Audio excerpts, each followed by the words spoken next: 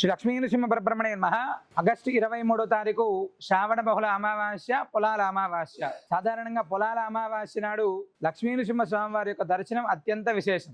మన యొక్క సంతానానికి సంబంధించినటువంటి ఎలాంటి అపమృత్యు దోషాలున్నా, గ్రహ ప్రభావాలున్నా ఈ యొక్క పొలాల అమావాస్య నాడు భద్రాద్రి దివ్యక్షేత్రంలో కోరిన కోరికలు తీర్చేటువంటి కల్పవృక్ష నరసింహ స్వామి వారి యొక్క దివ్య సన్నిధిలో సాధారణంగా పొలాల అమావాస్య నాడు సంతాన ప్రాప్తి కోసం విశేషమైనటువంటి వ్రతాన్ని నిర్వహించడం అనేటువంటిది చాలా ప్రాంతాల్లో ఉంటుంది. అదేవిధంగా సంతాన ప్రాప్తి కోసం ఈ యొక్క కల్పవృక్ష నరసింహ స్వామి వారి యొక్క దివ్య సన్నిధిలో ప్రాతకాలం ఉదయం 8 గంటల నుంచి వైనతేయ హోమాన్ని నిర్వహించి గరుడ ప్రసాదాన్ని ఇవ్వడం జరుగుతుంది. ప్రాతకాలం స్వామివారి గోపూజ, అనంతరం విశేషమైనటువంటి నవకలశ స్నపన తిరుమంజనం, మధ్యాహ్నం 3 గంటల నుంచి విశేషమైనటువంటి మహాసుదర్శన నారసింహ హోమాన్ని చాలా వైభవోపేతంగా నిర్వహించడం జరుగుతుంది.